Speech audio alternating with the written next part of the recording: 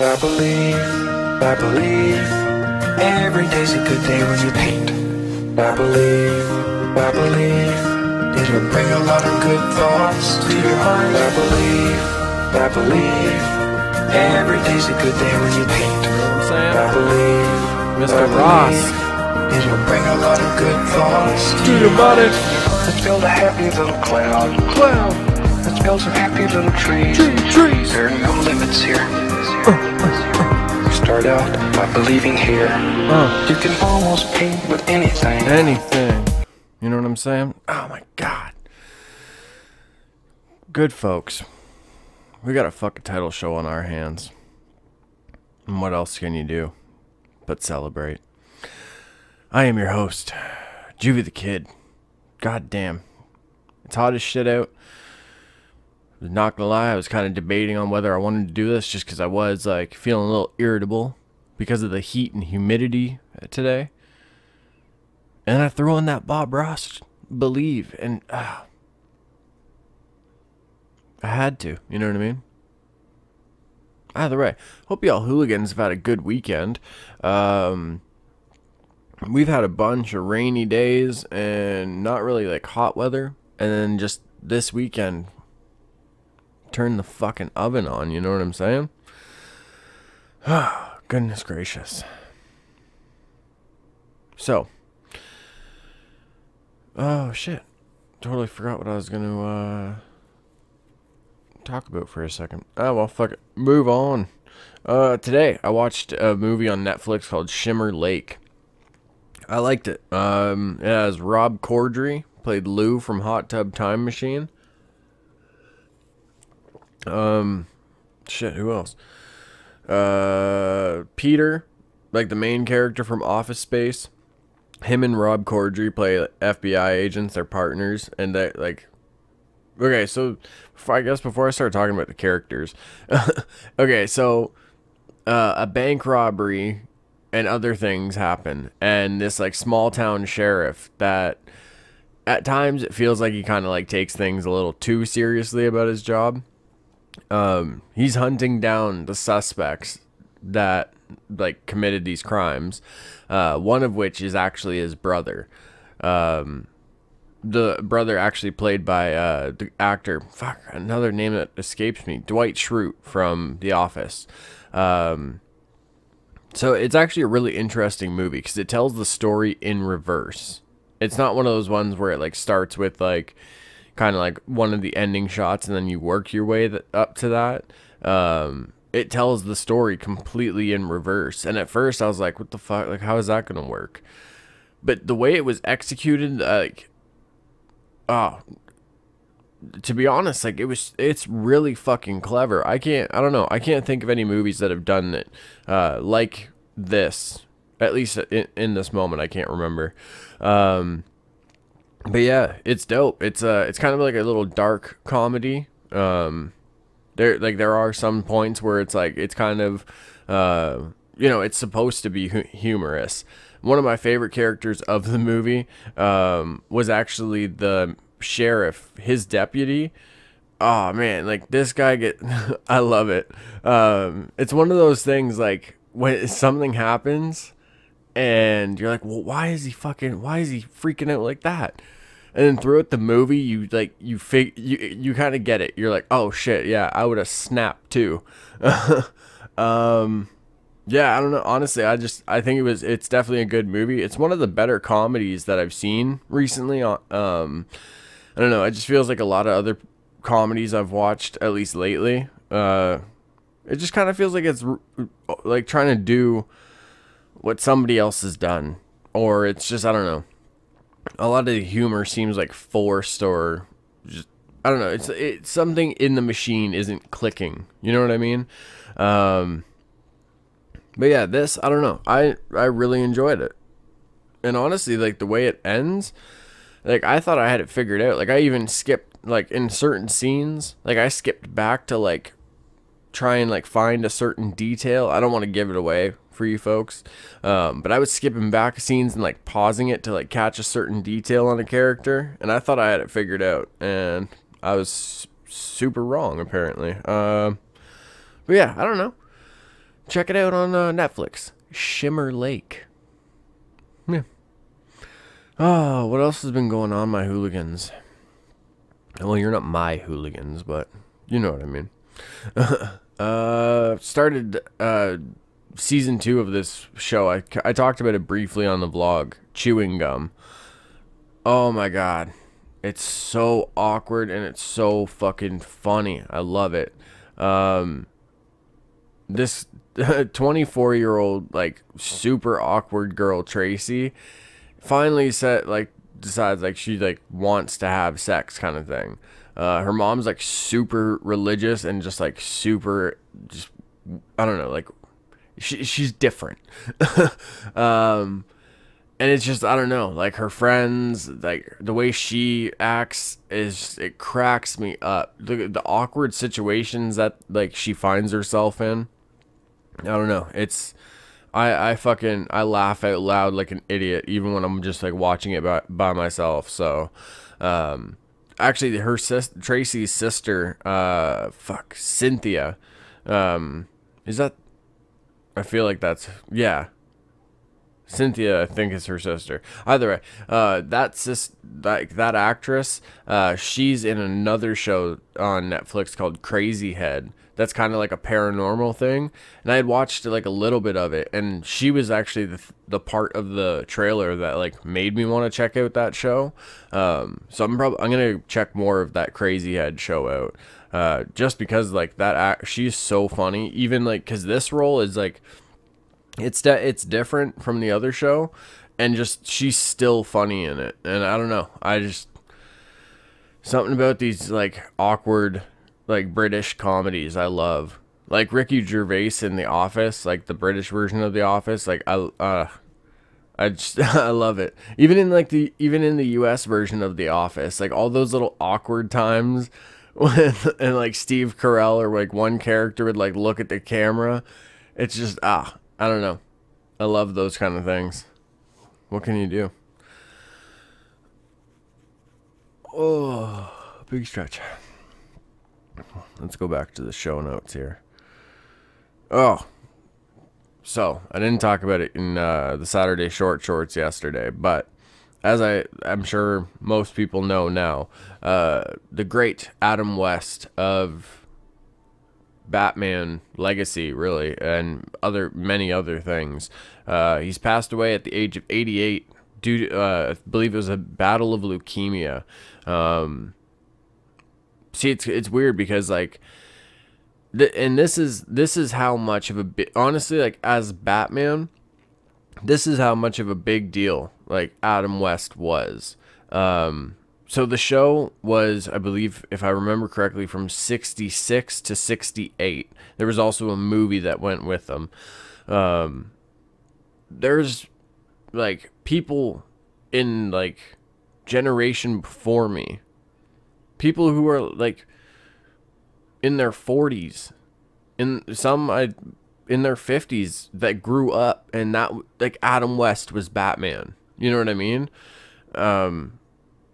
So there's people who are older than me that grew up and like Adam West was that was Batman. For me, even as a kid, like I had watched the Michael Keaton movies, the Val Kilmer one, the George Clooney one. It was rough, but we got through it. But like, even, and I'm not including the animated series just because I'm discussing like the live action Batmans at least. But it's one of those things like he was an iconic Batman, and for a lot of people like that, the way like I know like it was, it was kind of campy and everything, but like the way he talked was kind of like the way a lot of people like felt a hero should talk, you know what I mean? Like he's very like honorable, like he seems like his voice and everything, the way he was as Bruce Wayne even and Batman, like it was from a comic book from that age, you know what I mean? So I think it's one of those things for like, and especially for like comic fans or Batman fans, like for the really for the first like well known and the first like Batman that a lot of us grew up with, for like, that's he is dubbed as the Bright Knight just because he wasn't, that show wasn't like a dark thing and everything. But like that's the Cape Crusader. Like that's fucking Batman. You know what I mean? It's just weird. Like obviously like Michael Keaton is very iconic as Batman. But he didn't don the cowl until 89 and 92, I believe. I might be wrong about that one. Either way though. But like Adam West was Batman for years, for decades. And even like the Lego Batman games that my kids have, Adam West is in there. They have Adam West as himself, and then they have Adam West Batman. You know what I mean? It's just like when you talk about Batman, Adam West has to be part of that discussion. Like when you're talking about live action Batmans.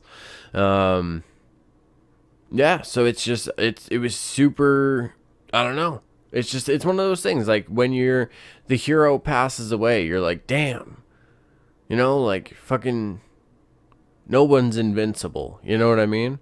I don't know. At the same time, like it's not like I knew him personally. I'm speaking from a fan's point of view.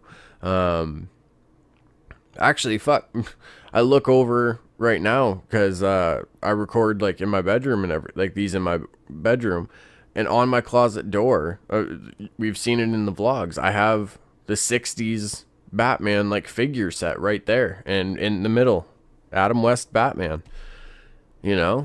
Like damn. It's just, it's super weird.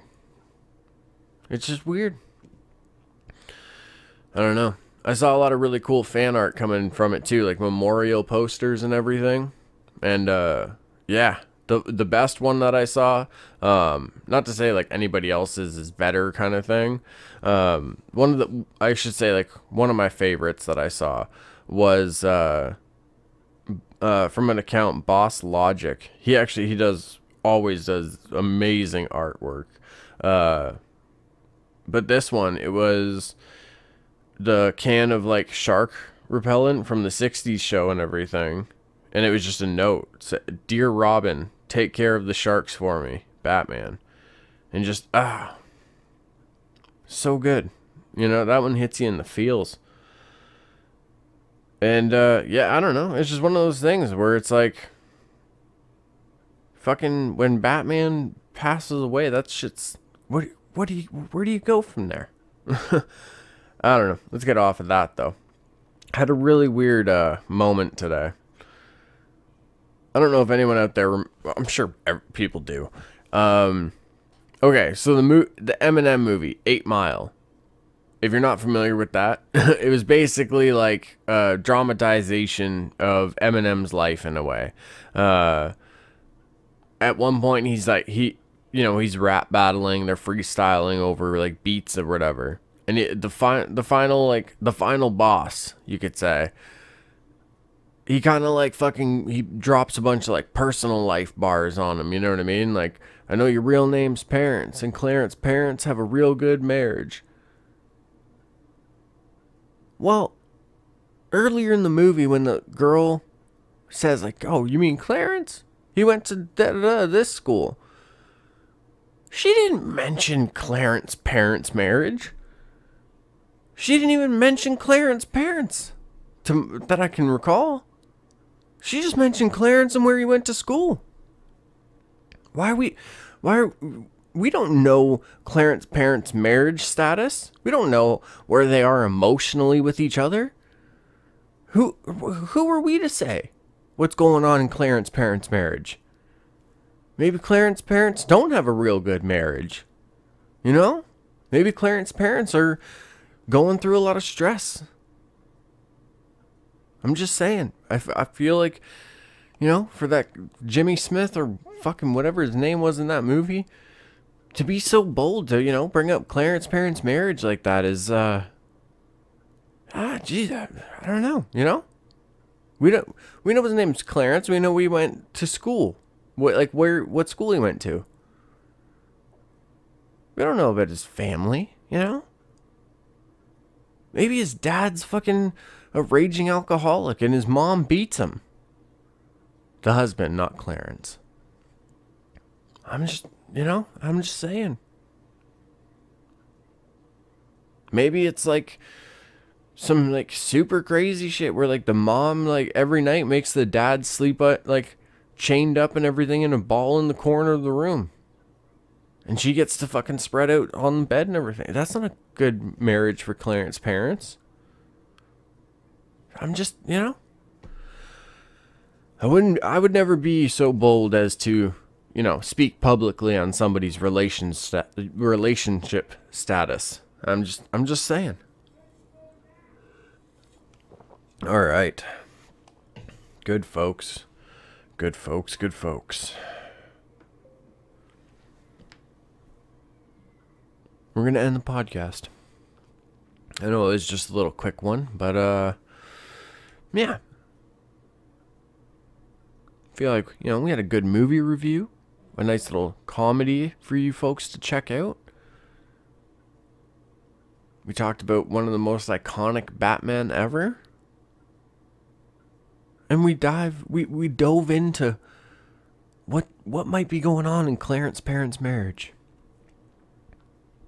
Actually, you know what? Before we end it, I've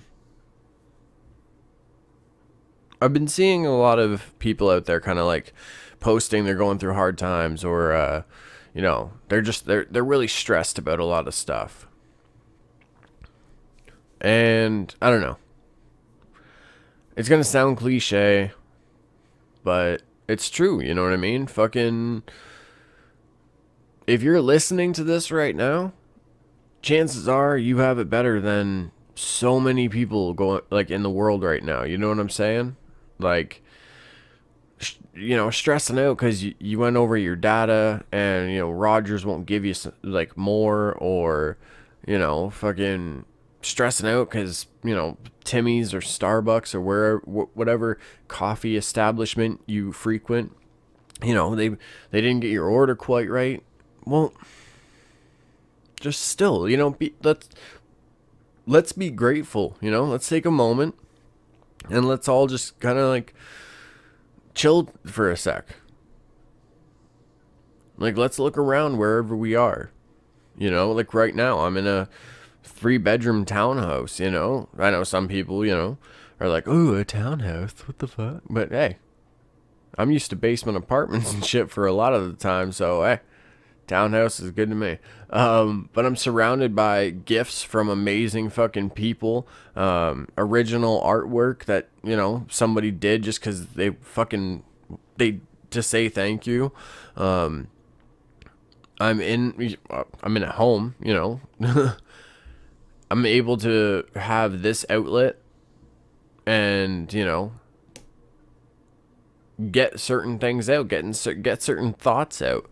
I'm able to speak freely about a lot of like my opinions, and it's one of those things I see people, I guess you could say like the hashtag first world problems. And I think a lot of us get too caught up in that, and we let that affect the way we look at the world and the way we look at our surroundings. I'm sure a lot of you right now, I know some of you listen to this in the car on the way to or from work. Right there, you're driving in a car. There's tons of people that can't even afford that shit. Some of you listen to this at work. If your boss hears you, I hold no responsibility for your employment. But some people, it's like they're going through a lot of things, or certain things happen to them, and they want to be able to work, but they can't. That we have a lot of blessings and a lot of things that we can cherish and be grateful for. And I think we forget that. And it's easy to forget that when a lot of these little frustrations or whatever we deem more important than it really is, So I think it's important to kind of like take these moments to just chill and just, remember like what we have in our life. I know. Like, some people think it's dramatic to bring up, people living in, third world countries or something like that. But, how can you not? There's certain people living in places that, they can't see their family because of certain things. Like, it's just, we have it better than a lot of people do. And we got to remember that. We got to be grateful for those moments and not fucking, let an extra sugar in our coffee mess our day up, or fucking whatever it is, especially if you think about it, like, sometimes we get so frustrated over like something small, but that little thing might be the biggest thing to somebody else's day. You know what I mean? Like, that might, them being able to even be in that, have that possession, or fucking, okay, example, say you go somewhere, you order a burger at McDonald's, fucking, let me get quarter pounder with cheese, no pickles. You get back to your table, there's pickles on there. Like, the fuck do you mean there's pickles on here? I said no fucking pickles. These motherfuckers about to get it. And you let it ruin your day and everything? It's like, I'm sure there's a whole fucking population of people that would be super stoked to even have that burger with pickles. You know what I'm saying? Just pick the pickles off. Keep eating your burger, man. I don't know, folks. Sorry to leave it on a bit of a heavy note there, but at the same time, I don't feel like it is a heavy note. I think it's one of those things that it's important to remember. It's important to kind of take that moment to realize, just how good we have it sometimes, All right, I'm getting the fuck out of here. Mucho love to you, Hooligan Squad. Many kisses for your faces. Mr. Ross, take us out. Believe that you can do it, cause you can do it, cause you can do it, you can do it. I believe, every day's a good day when you paint. I believe, it'll bring a lot of good thoughts to your heart. I believe, every day's a good day when you paint. I believe,